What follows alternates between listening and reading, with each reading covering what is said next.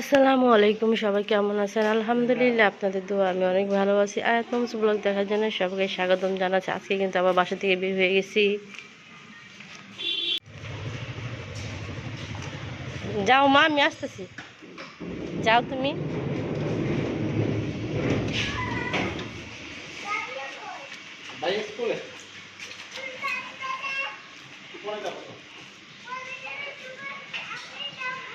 বাসা থেকে বের হয়েছি, প্রথমত নাস্তা খাবারটা হোটেলে, নাস্তা খাওয়ার পরে তারপরে যাব একটু সবজি আনতে।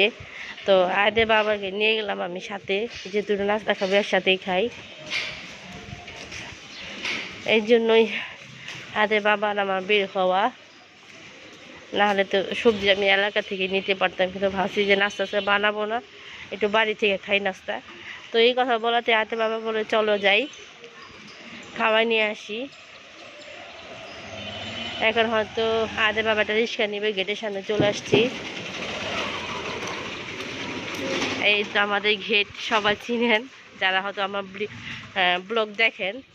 রিক্সা পেয়ে গেছো?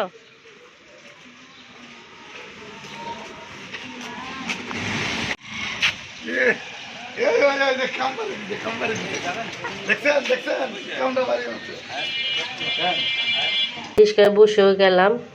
দুই পাশে দোকানপাট খুলে গেছে, ঈদের ছুটিটা তো চলে গেল, এই জন্য দোকানপাটও সব খুলে ফেলছে আস্তে আস্তে করে।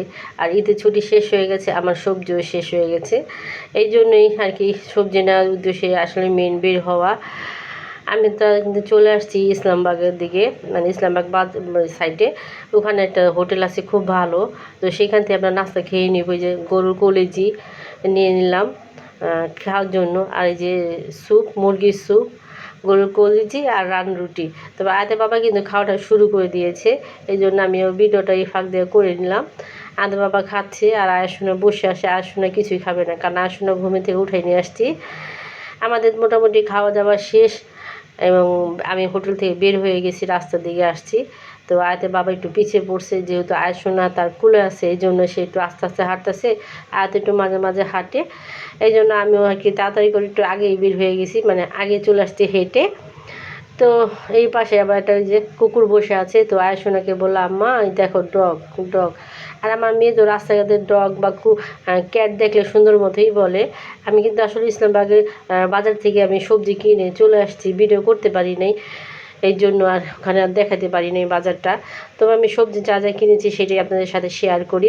আমি গাজর কিনেছি, পেঁপে কিনেছি, তারপরে লতি, তারপরে পটল, অনেকগুলো সবজি কিনেছি, টমেটো, ধনেপাতা, তারপর লতি, আরও অনেকগুলো সবজি কিনেছি আসলে।